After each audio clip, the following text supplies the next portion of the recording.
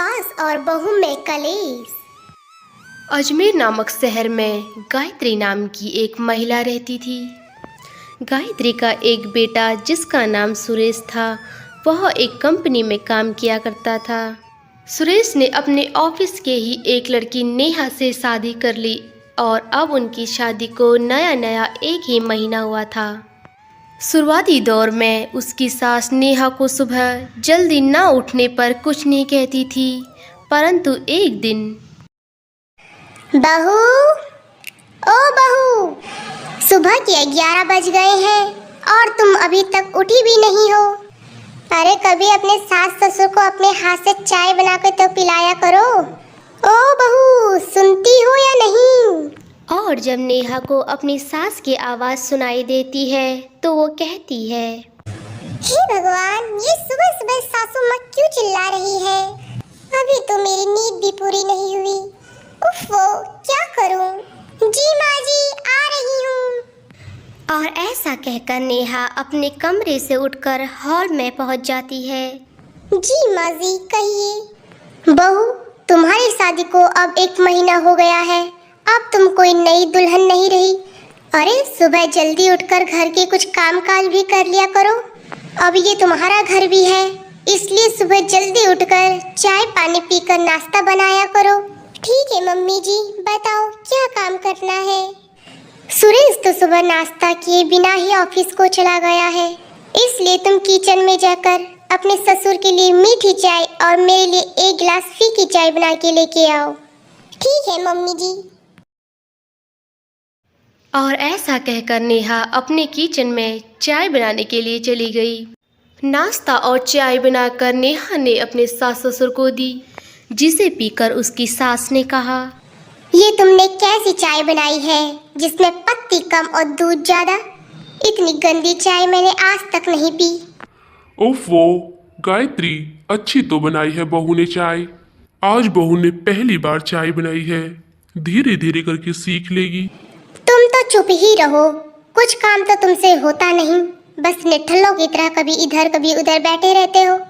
और बहू, तुम सुबह जल्दी 5 बजे उठकर चाय नाश्ता रेडी हो जाना चाहिए, समझ गई हो तुम? मम्मी जी, मुझसे 5 बजे उठने की उम्मीद मत लगाओ तुम। मैं सुबह के 7 बजे उठकर ही सारा काम करूंगी। और ऐसा कहकर नेहा अपने कमरे में सोने के लिए चली जाती है। और जैसे ही अगली सुबह होती है तो नेहा काम करने के लिए किचन में पहुंच जाती है। वह सभी के लिए चाय नाश्ता बनाकर लेके आती है। लो सासू माँ, मैं सभी के लिए चाय नाश्ता बनाकर लेके आ गई हूँ। चाय पीते ही गायत्री अपनी बहू से बोली, बहू, आज तो तुमने सही काम किया सुबह जल्दी उठकर। अब दिन में भी खाना तुम ही बनाओगी और घर का सारा काम तुम ही करोगी। और सारा काम करने के बाद मेरे पैरों में दर्द हो रहा है तो मेरे पैर दबाने के लिए आ जाना। ओफो माँ जी, मुझसे घर का इतना सारा काम नहीं होता। एक तो मैं घर का सारा काम करूं, फिर आप बोल रहे कि पैर दबाने के लिए आ जाना। देख रही हो सुरेश, तुम्हारी बीवी कैसी बातें कर रही है। माँ, मुझे ऑफिस के लिए लेट हो रहा है, घर का काम तुम दोनों देख लो मिलकर, मैं जा रहा हूँ। ऐसा कहकर सुरेश भी अपने ऑफिस के लिए चला गया। और वहाँ पे बैठे ससुर जी सास बहू की झगड़ों और कलेश में तो कुछ बोल ही नहीं पाते थे।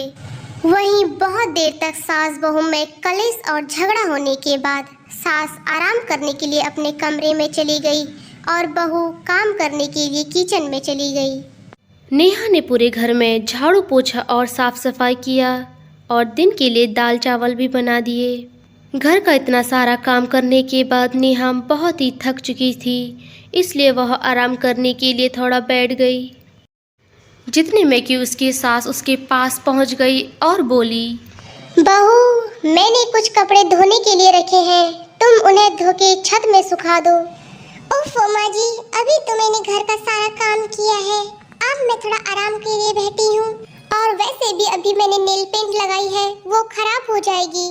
हाँ, तुम्हारी ही तो नेल पेंट खराब हो रही है, तुम ही तो हो घर की महारानी। और ऐसे ही दिन पे दिन दोनों सास बहू में कुछ न कुछ चीज के लिए घर में कलेश और कहासुनी होती रहती थी। वहीं एक दिन दोनों सास बहू सुरेश से कहने लगी, बेटा, तुम्हारी बीवी जब देखो झगड़ा करने पे रहती है, मेरी कोई सेवा ही नहीं करती। सासू माँ, झगड़ा मैं नहीं, झगड़ा तो सारा दिन आप करती हो।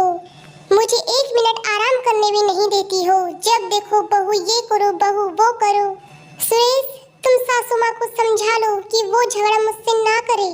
ओहो, बड़ी आई महारानी।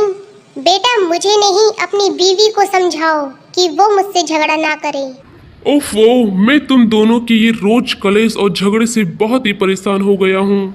जब देखो घर में कलेश, लड़ाई, झगड़ा। मैं तुम दोनों की कलेश से परेशान हो गया हूँ। मैं ऑफिस को जा रहा हूँ। ऐसे ही दोनों सास बहू की कहा सुनी में दिन गुजरे और एक दिन राखी का त्योहार आया तो नेहा अपने मायके अपने भाइयों को राखी बांधने के लिए चली गई और वह कुछ दिन मायके में ही रही। और वहीं ससुराल में नेहा के बिना पूरा घर खाली खाली सा लगने लगा था। बहू के जाने के बाद गायत्री भी उदास से रहने लगी थी। उसे भी बहू के बिना घर में अच्छा नहीं लग रहा था। अरे, ये बहू के जाने के बाद तो घर में सुना सुना सा हो गया है। मुझे बिल्कुल भी अच्छा नहीं लग रहा। मुझे तो बहू की बहुत याद आ रही है। एक काम करती हूँ, उसे फोन करती हूँ। गायत्री ने अपनी बहू को फोन किया और कहा, बहू, तुम कैसी हो और तुम्हारे मायके में सब कैसे हैं? माँ जी, सब ठीक है। और तुम सुनाओ, कैसा लग रहा है तुमको मेरे बिना? वैसे बहू, सच कहूँ तो मुझे तुम्हारी बहुत याद आ रही है। तुम जल्दी से अपने ससुराल को आ जाओ। माँ जी, मुझे भी आपके बगैर अच्छा नहीं लग रहा है। मुझे भी आपकी याद आ रही है। ठीक है सासू माँ, मैं अभी आती हूँ। और ऐसा कहकर नेहा जल्दी से अपना सामान रखकर गाड़ी में अपने ससुराल को आ गई। और ससुराल पहुंचते ही उसकी सास ने कहा, बहू, तुम आ गई। तुम्हारे बिना तो ये घर में सुना सुना सा लग रहा था, जैसे कि इस घर में कोई रहता ही नहीं हो। बहू, आज के बाद मैं तुमसे कोई झगड़ा नहीं करूंगी और हम दोनों मिलकर घर का सारा काम करेंगे। जी सासू माँ, मुझे भी आपकी बहुत याद आ रही थी और मैं भी तुमसे कोई झगड़ा नहीं करूंगी। और ऐसा कहकर दोनों सास बहू एक दूसरे के गले लग गए और परिवार के सभी लोग बहुत ही खुश हुए। अब से दोनों सास बहू रोज घर का सारा काम करती और चाय पीते समय टीवी देखा करती हैं।